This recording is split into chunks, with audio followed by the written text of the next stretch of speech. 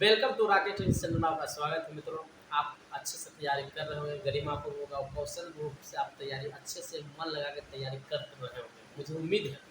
इसके देखिए, इसके हम पहले 2 वीडियो हम इसके शूट कर चुके हैं और उस वीडियो में हम पढ़ा चुके हैं कि प्रकाश किसे कहते हैं और इसके पहले बता चुके हैं प्रदीप किसे कहते हैं, प्रकाश का गुण, प्रदीप प्रश्न क्या होते हैं, अपवर्तित प्रश्न क्या होते हैं और इसके पहले बता चुके हैं परावर्तन किसे कहते हैं, परावर्तन कितने नियम होते हैं, दर्पण किसे कहते हैं और दर्पण कितने प्रकार के होते हैं। और इसके पहले हम ये भी बता चुके हैं समतल दर्पण किसे कहते हैं, समतल दर्पण का उपयोग और समतल दर्पण का विशेषता भी हम बता चुके हैं। इससे पिछले वीडियो में हम आपको बता चुके हैं। तो ये वीडियो हम आज खास करके हम गोली दर्पण के बारे में बताएंगे, क्योंकि समतल दर्पण हम खत्म कर, दर्पण 3 प्रकार के होते हैं। तो दर्पण जब 3 प्रकार के होते हैं तो हम समतल दर्पण को हम पहले इसके पहले वाले वीडियो में पढ़ा चुके हैं और उसके बाद हम आज गोली दर्पण पढ़ेंगे। गोली दर्पण किससे कहते हैं तो आपको पता होगा कि गोली दर्पण जिसका परावर्तक सतह गोल, जिसका परावर्तक सतह गोल है उसे हम कहते हैं, यानी गोलीय है, यानी जिसका परावर्तक सतह गोलीय है उसे हम कहते हैं गोली दर्पण कहते हैं। तो आसानी से याद होगी आपको। गोलीय दर्पण में क्या होता है, देखिए गोलीय दर्पण 2 प्रकार होते हैं। एक होता है समतल दर्पण, सॉरी अवतल दर्पण, एक होता है उत्तल दर्पण। एगो अवतल दर्पण, एगो होता है उत्तल दर्पण। तो देखिए थोड़ा सा बताते हैं आपको कि गोली दर्पण कहते किसे। देखिए जिसका परावर्तक सतह गोल हो, तो जिसका परावर्तक सतह गोल हो उसे हम क्या कहते हैं, गोली दर्पण। गोलीय दर्पण में अगर मान लीजिए कि गोलीय दर्पण में केंद्र, ये केंद्र है गोलीय दर्पण का, तो गोलीय दर्पण के केंद्र कौन है, वक्रता केंद्र कहते हैं। तो पूछेगा कि वक्रता केंद्र किसे कहते हैं, तो गोलीय दर्पण के केंद्र को वक्रता केंद्र कहते हैं। या गोलीय दर्पण जिस खोखले गोले का भाग का होता है उसके केंद्र को वक्रता केंद्र कहते हैं। फिर सुनिएगा, गोलीय दर्पण जिस खोखले गोले का भाग का होता है उसके केंद्र को वक्रता केंद्र कहते हैं। आपको पता, इसे प्रायः सी द्वारा सूचित किया जाता है, यानी कि गोलीय दर्पण के वक्रता केंद्र को सी द्वारा सूचित किया जाता है। तो आप देखिए सी द्वारा हो गया। देखिए गोलीय दर्पण, देखिए गोलीय है तो एक व्यास तो खींचे भी करेगा। तो देखिए हम इसके व्यास खींचते हैं, व्यास व्यास खींचते, ये गोलीय दर्पण की देखिए, ये गोलीय दर्पण है और ये यानी समझिए गोलीय दर्पण की त्रिज्या है। क्या ये गोलीय दर्पण की त्रिज्या है, यानी कह सकते हैं कि गोलीय यानी केंद्र से परिधि को मिलाने वाली रेखा को त्रिज्या कहते हैं। तो यानी हम कह सकते हैं कि वक्रता त्रिज्या, यानी वक्रता त्रिज्या किसे कहते हैं, तो आप बता देते हैं गोलीय दर्पण के जिस गोलीय दर्पण की त्रिज्या को, यानी गोलीय दर्पण की त्रिज्या को वक्रता त्रिज्या कहते हैं। एक बार फिर सुनिएगा, गोलीय दर्पण की त्रिज्या को वक्रता त्रिज्या कहते हैं। ये आपको समझ में आ गया। वक्रता त्रिज्या कैपिटल आर द्वारा सूचित किया जाता है, आपको समझ में आ गया होगा। देखिए गोलीय दर्पण में 2 भाग में बांटा होता है, आपको पहले ही बता चुके हैं। देखिए एगो होता है अवतल, एगो होता है उत्तल। एगो अवतल दर्पण, एगो उत्तल दर्पण। किस समझिए, अगर हम बाहर से रंगेंगे ना गोलीय दर्पण गोला को, अगर गोला है गेंद है, अगर हम बाहर से रंगेंगे तो एक बाहर से, यानी कि जब हम बाहर से रंगेंगे तो ये हो गया आपका अवतल दर्पण। क्या हो गया, अवतल दर्पण। देखिए अगर हम बाहर से रंगेंगे तो ये हो गया अवतल। अब कोई बोला ना कि तो बाहर से रंगेंगे, हम अंदर से तो भी रंग सकते हैं। तो इसमें हम क्या करेंगे, अंदर से रंगते हैं। तो अंदर से रंगेंगे तो ये उत्तल दर्पण बन गया। यानी कह सकते हैं गोला वही है, यानी कि कोई एक व्यक्ति रंग रहा था ना, दर्पण बनाया ना, तो बोला गोलीय दर्पण भी होता है, यानी बाहर से रंग दिया तो बोला बाहर से रंगा सकता है, अंदरों से भी तो रंगा सकता है। तो बाहर से रंगाया तो बोल दिया अवतल दर्पण, और अंदर से रंग दिया तो कहा उत्तल दर्पण। तो गोलीय दर्पण 2 भाग में बटा होता है, एक तो होता है अवतल दर्पण और एक होता है उत्तल दर्पण। तो अवतल दर्पण आपको देखिए बाहर से जब रंगेगा गोला तो अवतल दर्पण, और जब गोला को अंदर से रंगेगा तो उत्तल दर्पण होता है। और इसके पहले हम बता चुके हैं कि वक्रता केंद्र किसे कहते हैं, तो गोलीय दर्पण के केंद्र को वक्रता केंद्र कहते हैं। अब गोलीय दर्पण की त्रिज्या को वक्रता त्रिज्या कहते हैं। ये आपको पूरी तरह समझ में आ गया। तो हम बारी बारी सबको हम बता चुके हैं, बताते हैं। देखिए देखिए अवतल दर्पण जो होता है ना, अवतल दर्पण कहते किसे, देखिए अवतल दर्पण, अवतल दर्पण, अवतल दर्पण कहते किसे। देखिए आपको पहले भी बता चुके हैं कि देखिए कि गोलीय दर्पण का भाग होता है, तो गोलीय दर्पण को बीच से काट दिया तो एगो अवतल बना दिया, उत्तल बना दिया। यानी कह सकते हैं कि अवतल दर्पण कहा जाता है। जैसे देखिए आपको बाहर से रखेंगे कहीं गोला, देखिए ये भी गोलीय दर्पण का ही भाग है, अगर आप पूरा मिलाइएगा तो गोला ही बन जाता है, बन जाता है कि नहीं। यानी कह सकते हैं कि गोलीय दर्पण 2 भाग में होता है, तो एगो अवतल एगो उत्तल। तो जिसका परावर्तक सतह, सुनिएगा ध्यान से, जिसका देखिए रंगा हुआ है, तो रंगा हुआ तो थोड़ी परावर्तक सतह हुआ, परावर्तक सतह अंदर वाला हुआ, ये बोला सकता वही ये बोला हुआ। यानी कह सकते हैं कि वैसा गोलीय दर्पण, देखिए गोलीय दर्पण इसलिए हम बोल रहे हैं ना कि गोला गोलीय दर्पण के भाग है, तो गोलीय दर्पण के भाग इसलिए हम गोलीय दर्पण बोलेंगे। तो वैसा गोलीय दर्पण जिसका प्रावर्तक सतह, सुनिएगा ध्यान से, जिसका प्रावर्तक सतह धंसा हो, देखिए धंसा है कि नहीं? जिसका प्रावर्तक सतह धंसा हो, अगर धंसा है तो बोलेंगे अवतल दर्पण। जैसे आप चम्मच देखे हैं ना, चम्मच में जो धंसा रहता है जैसे खाते उठाते हैं तो हो गया अवतल, और जो उभरा रहता है उसे हम उत्तल कहते हैं। यही बात तो आपको बता रहा है, अवतल दर्पण किसे कहते हैं, तो वैसा गोलीय दर्पण जिसका प्रावर्तक सतह है कि गोल मतलब कि धंसा हो, यानी प्रावर्तक धंसा अगर धंसा है, देखिए धंसा है, धंसा है, ये रंगा वाला भाग होता है, रंगा वाला भाग। तो यानी कह सकते हैं कि वैसा गोलीय दर्पण जिसका परावर्तक सतह धंसा हो उसे हम क्या कहते हैं, तो हम उसे क्या कहते हैं, अवतल दर्पण कहते हैं। आपको समझ में आ गया होगा। अब समझते हैं उत्तल दर्पण किसे कहते हैं। देखिए इजी है, ये तो बाहर से रंगे थे, अब हम अंदर से रंगेंगे। तो देखिए अंदर से रंगेंगे, तो अंदर से रंगेंगे, देखिए अंदर से रंगेंगे, अंदर से। ये भी गोलीय दर्पण की भाग, देखिए गोला, ये गोला का भाग नजर आ रहा है, ये भी है क्या आपका, ये है उत्तल दर्पण। देखिए ये उत्तल दर्पण है, देखिए ध्यान से, उत्तल दर्पण, उत्तल दर्पण, ये उत्तल दर्पण है। तो पूछेगा ना कि उत्तल दर्पण किससे कहते हैं, देखिए ये भी गोलीय दर्पण भाग है, तो कहेंगे वैसा गोलीय दर्पण, सुनिएगा ध्यान से, नोट करते जाइए कॉपी में, वैसा गोलीय दर्पण जिसका प्रावर्तक सतह उभरा, क्या हो, उभरा। जैसे देखिए यहाँ धसल था, ये देखो ये धसल था, यहाँ पे उभरा है, देखिए ये वाला, इधर देखिए ये वाला उभरा है, यानी कि अगर उभरा रहेगा तो बोलिएगा सर ये तो आपका हो गया उत्तल दर्पण, उससे उभरा उससे उत्तल। आप ट्रिक से भी दिमाग लगा सकते हैं कि अगर उभरा है तो बोलेंगे उत्तल। जैसे चम्मच, तो चम्मच सबसे बेहतरीन उदाहरण है।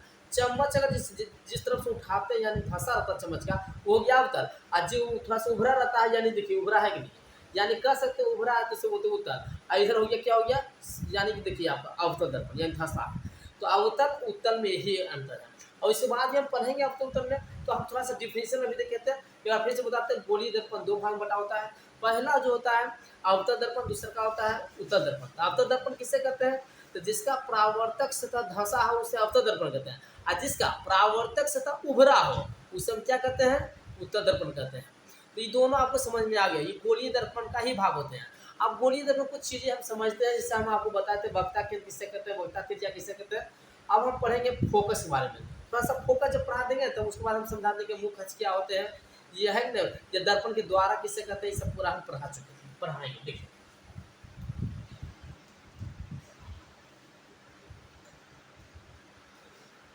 देखिए गोलीय दर्पण के पहले हम समझते हैं कि गोलीय दर्पण का द्वारा किसे कहते हैं। देखिए तो मान लेते ये दर्पण है, मान लेते ये दर्पण, ये दर्पण, तो दर्पण ये देख रहे ये दर्पण है, तो दर्पण ये आपका है, तो दर्पण के जितने भाग लंबा रहते हैं, या ये भी हो सकते हैं ये जितने भाग दर्पण चौड़ा रहता है, या लंबा रहे दर्पण या चौड़ा रहे, तो अगर जितने भाई दर्पण चौड़ा है या लंबा रहे तो यानी कहते हैं उसे बोलते हैं द्वारक बोलते हैं, या ऐसे भी कितना अपनी भाषा बोलते हैं कि गोलीय दर्पण के व्यास को द्वारक कहते हैं।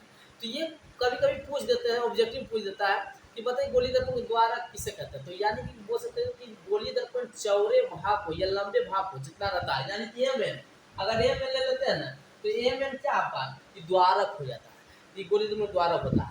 एक होता है ध्रुव यानी पोल, ध्रुव कहते हैं किसे, तो गोलीय दर्पण के मध्य बिंदु, जिसे देखिए गोलीय दर्पण के अगर मध्य बिंदु है ना उसे बोलेंगे क्या बोलेंगे, तो उसे बोलेंगे ध्रुव, और गोलीय दर्पण के मध्य बिंदु है तो उसे हम कहते हैं ध्रुव। तो आपको बता चुके ध्रुव, आज देखिए ध्रुव से ही सभी दुनिया मापी जाती है, आपको पता हो। इस बात हम वीडियो में बताएंगे कि ध्रुव क्या होता है, उसके बारे में जानकारी देंगे। तो पहले हम ये समझते हैं, पहले हम गोलीय दर्पण में थोड़ा सा एक चीज और समझा देते हैं। देखिए ये आपका गोलीय दर्पण है, तो गोलीय दर्पण को अगर हम बीच से हम काटते हैं ना, जैसे ध्यान से बीच से, देखो बीचों बीच, तो ये आपका जो ये आपका वक्ता केंद्र यानी सी है, इस वक्ता केंद्र कहते हैं। आपको बता दें गोलीय दर्पण के केंद्र को वक्ता केंद्र कहते हैं। अब ये भी बताते हैं कि गोलीय दर्पण की त्रिज्या को वक्ता त्रिज्या कहते हैं, इसे आर द्वारा सूचित किया जाता है। और हम आपको बता दें कि जिसका प्रावर्तक सतह धंसा, तो जिसका प्रावर्तक सतह धंसा उसे हम अवतल दर्पण कहते हैं, और जिसका प्रावर्तक सतह उभरा उसे हम कहते हैं उत्तल दर्पण कहते हैं। ये पूरा आपको बता चुके हैं। देखिए गोलीय दर्पण के मध्य बिंदु को ध्रुव कहते हैं, क्या कहते हैं, गोलीय दर्पण के मध्य बिंदु को क्या कहते हैं, ध्रुव कहते हैं। यानी आप गोलीय दर्पण की जितना चौड़ा रहेगा उसे हम गोलीय दर्पण के द्वारा कहते हैं, या कोई दर्पण जितना भी चौड़ा रहेगा ना उस दर्पण का द्वारा कहलाता है। तो आपको इस पूरा चीज आपको समझ में आ गया कि मुख खच। देखिए आपको समझिए मुख खच किसे कहते हैं। मुख खच बड़ी ईजी है, इसके हम मिटा देते हैं याद आ गया, हम आपको बता देते हैं मुख खच किसे कहते हैं। तो देखिए ये ध्रुव है, ये वक्ता केंद्र है, ये वक्रता केंद्र है, वक्रता केंद्र है, और ये आपका ध्रुव है। देखिए ध्रुव, ये ध्रुव है आपका। तो यानी कह सकते हैं ये ध्रुव है पी और सी, एक लाइन गया कि नहीं। तो यानी कह सकते हैं ध्रुव और वक्रता केंद्र, ध्रुव और वक्रता केंद्र से जाने वाली रेखा को मुख अक्ष कहते हैं या प्रधान अक्ष कहते हैं। ये देखिए ये वाला जो रेखा देख रहे हैं ये मुख्य अक्ष या इसे प्रधान अक्ष भी कहते हैं, प्रधान अक्ष भी बोला जाता है। ये बात को समझिए। तो हम एक बार फिर से बोल रहे हैं कि मुख्य अक्ष किसे कहते हैं। देखिए यानी कि देखिए ध्रुव है और ये आपका फोकस है, तो यानी ध्रुव और फोकस के बीच एक लाइन जा रहा है, यानी कह सकते हैं कि ध्रुव और यानी वक्ता केंद्र, यानी ध्रुव और वक्ता केंद्र को मिलाने वाली रेखा को क्या कहते हैं, क्या कहते हैं, मुख्य अक्ष या प्रधान अक्ष कहा जाता है। तो आपको पूरी तरह से समझ में आ गया होगा कि प्रधान अक्ष किसे कहते हैं, या वक्ता केंद्र किसे कहते हैं, ध्रुव किसे कहते हैं, द्वारा किसे कहते हैं, अवतल दर्पण किसे कहते हैं, उत्तर दर्पण किसे कहते हैं। देखिए ये पूरा चीज आपको पूरा समझा चुके हैं। अब हम पढ़ेंगे ना, देखिए अब इसमें हम पढ़ेंगे फोकस। फोकस कहते हैं किसे कहते हैं, इसके बारे में हम तो बताए थे नहीं, लेकिन अब फोकस हम बताते हैं फोकस कहते हैं किसे। देखिए फोकस किससे कहते हैं, आपको हम समान शब्दों में बताएंगे फोकस क्या है।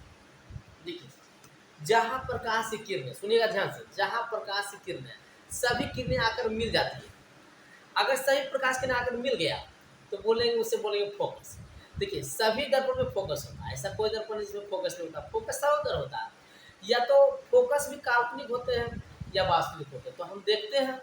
तो देखिए फोकस जो होता है ना, किसी भी दर्पण का फोकस कहते हैं किसे। देखिए अगर मान लीजिए ये आपका कोई दर्पण है तो आपको पता होगा सर ये तो बाहर से रंग दिया है, यानी परावर्तक से तो धंसा है, यानी कि अवतल दर्पण है, तो अवतल दर्पण में लीजिएगा। तो ये मुख्य अक्ष, देखिए ये मुख्य अक्ष, आपको पहले बताते हैं ये मुख्य अक्ष, याद रखिएगा वो मुख्य अक्ष, मुख्य अक्ष बार बार हम नहीं बताएंगे, ये मुख्य अक्ष है। और एम एन क्या है, एम एन क्या दर्पण का द्वारक है, क्या है द्वारक, और ये दर्पण के मध्य बिंदु इसे बोलते हैं ध्रुव बोलते हैं, और ये आपको वक्ता केंद्र सी है। तो हम आपको बता देते हैं कि मुख्य फोकस किसे कहते हैं। आपको पहले बताएं कि फोकस की परिभाषा बड़ी इजी है, बस सीधे शब्दों में समझिए ना कि जहाँ प्रकाश की किरणें आकर टकरा जाए, सभी प्रकाश की किरणें अगर टकरा गए एक बिंदु पर उसे हम फोकस कहते हैं। यही तो बताना है। या ऐसा भी हो सकता है कि टकरावे में मिलती हुई, ये टकराते हुए प्रतीत हो गए तो भी फोकस होता है। तो फोकस भी दो प्रकार होते हैं, ये काल्पनिक फोकस होते हैं, एक होता है कि वास्तविक फोकस होता है। तो समझिए यहाँ पे समझते हैं। देखिए ये आपका मान लेते हैं कि आपका द्वारा के ये ध्रुव है, ये आपका वक्ता केंद्र है। जिससे देखिए कोई भी दर्पण हो ना, कोई भी दर्पण हो, अगर वो मुख्य अक्ष यानी कि देखिए मुख्य अक्ष पीसी है, अगर मुख्य अक्ष उस समांतर जाएगा ना तो सीधे समझिए फोकस से ही गुजरता है। यानी कोई भी दर्पण हो अगर मुख्य अक्ष के समांतर जाएगा तो फोकस से ही गुजरेगी। इसे देखिए जहाँ ही टकराएगा हुआ, यानी कह सकते हैं कि जहाँ ही टकरा गया तो फोकस कहलाता है, यानी एफ कहलाता है। फोकस को एफ द्वारा सूचित किया जाता है और परिभाषा बड़ी आसान है। अगर आप लिखना चाहते तो लिख सकते हैं, हम लिखवा देते हैं। देखिए पहले आप एक बार समझ लीजिए फोकस किसे कहते हैं, ये फोकस है या कैसे भी लिया तो ये फोकस है। देखिए ये मुख्य अक्ष है कि नहीं, आपको हम तुरंत बताए कि मुख्य अक्ष है, ये मुख्य अक्ष है, ये इसे प्रधान अक्ष भी कहते हैं। तो यानी मुख्य अक्ष की समांतर किनारा है, तो यानी मुख्य अक्ष के समांतर सभी आपतित किरण, आपतित आती हुई किरण, तो मुख्य अक्ष ये है, तो मुख्य अक्ष के समांतर आपतित किरण यहाँ दर्पण है, और दर्पण से परावर्तन हुआ कि नहीं, तो दर्पण से परावर्तन के बाद मुख्य अक्ष के, मुख्य अक्ष इसलिए बोल रहे हैं ना कि मुख्य अक्ष पर टकरा है दोनों, एक जहाँ तक देखो दोनों आकर मुख्य अक्ष पर एक बिंदु पर टकरा रहा है, तो मुख्य अक्ष के वह बिंदु फोकस कर रहा है। एक बार फिर सुनिएगा, पूछेगा पूछेगा सीधे पूछेगा कि दर्पण के मुख्य फोकस की परिभाषा दें, तो सीधे शब्दों बोलिए कि मुख्य अक्ष के समांतर, यानी देखिए मुख्य अक्ष ये है तो मुख्य अक्ष के समांतर सभी आपतित किरणें दर्पण से परावर्तन हुआ। देखिए यहाँ टकरा लौट रहा है, तो दर्पण से परावर्तन किसे कहता है, वो बताते टकरा कर लौटना परावर्तन होता है। तो मुख्य अक्ष यानी मुख्य अक्ष के समांतर ही दोनों किरणें, कोई भी किरण लीजिए, एक दो किरण अनगिनत किरण लीजिए, कैसनों भी लीजिए, हम तो आपको दर्शाने के लिए बता रहे हैं किरणें क्योंकि बहुत हुआ, देखो किरण पुंज के रूप में निकलते हैं, किरणें निकलते, लेकिन किरण से यहाँ दर्शाया जाता है। तो यहाँ देखिए, तो मुख अक्ष के समांतर ये दोनों किरणें हैं, तो मुख अक्ष के समांतर सभी आपतित किरणें दर्पण से परावर्तन के बाद, दर्पण से देखिए, दर्पण से यहाँ परावर्तन हुआ कि नहीं?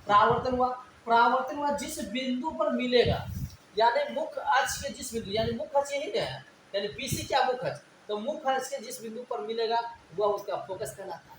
एक बार फिर सुनिएगा, मुख अक्ष के देखिए पूछेगा फोकस परिभाषा में, तो हम आपको फिर से बता रहे हैं, आप कॉपी कलम में नोट कर लीजिएगा। मुख अक्ष के फोकस की मतलब पूछेगा कि फोकस किसे कहते हैं, दर्पण के फोकस किसे कहते हैं। तो देखिए, अगर मुख अक्ष के समांतर, यानी कोई भी दर्पण हो, अगर मुख अक्ष के समांतर सभी आपकी दर्पण से परावर्तन के बाद जिस बिंदु पर मिलती है या मिलती हुई प्रतीत होती है, तो बोले सर मिलती हुई प्रतीत क्यों नहीं?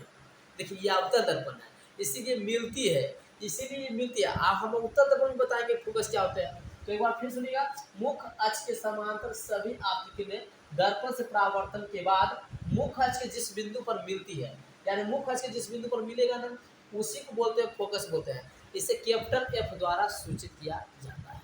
तो ये आपको पूरी तरह से समझ में आ गया होगा। अब थोड़ा समझते हैं, एक बार और देखते हैं उत्तर दर्पण फोकस क्या होते हैं। जैसे देखिए, एक बार और फोकस के दोनों चित्र लेके चलते हैं, फिर समझिए। अगर हम ये उत्तर दर्पण जब तुरंत बताया था, तो हम आपको बताए थे कि ये आपका ध्रुव है। देखिए ध्रुव है, ये द्वारा के दर्पण का, और ये वक्ता केंद्र सी है। तो मुख अक्ष समांतर जितने भी किरण रहेंगे देखिए आएंगे, तो ये दर्पण से परावर्तन के बाद हमें हुआ एक बिंदु पर लौटेगा। जैसे देखिए यहाँ से ये हो जाएगा, यहाँ से जाएगा तो यहाँ से, और ये भी है लौटेगा, और ये भी लौटेगा इस, यानी कि जितने भी पर समझिए, यानी कि एक बात समझिए, सीधे समझिए कि मुख अक्ष के समांतर जितने भी आपतन दर्पण पर आपकी ये गोली दर्पण में आते हैं किरण, वो परावर्तन के बाद क्या होते हैं ना, तो मुख अक्ष के जिस बिंदु पर मिल, देखो मुख्य अक्ष नहीं है, इसी को फोकस कहा जाता है, इसी को फोकस कहा जाता है।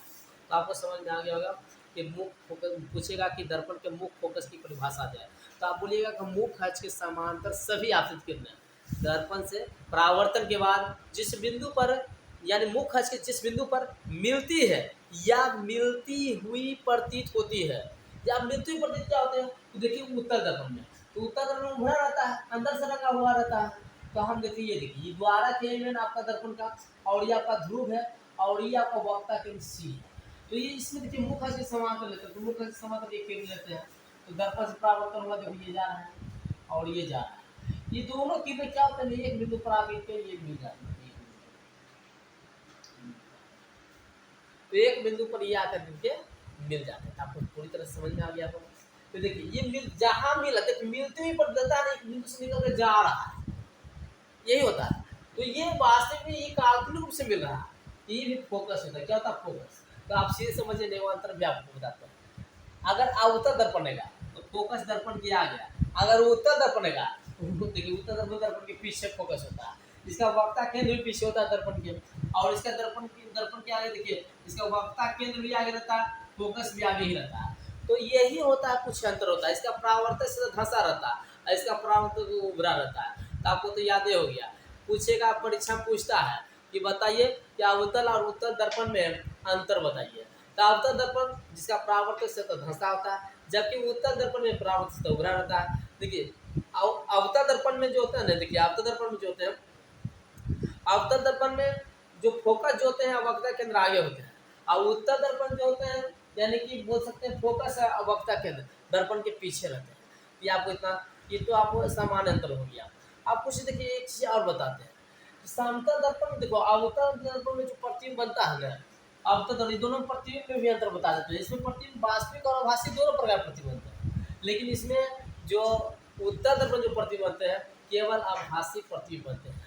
तो आपको पूरी तरह से ये आपको समझ में आ गया होगा। अब हम आपको बताएंगे इसके बाद में।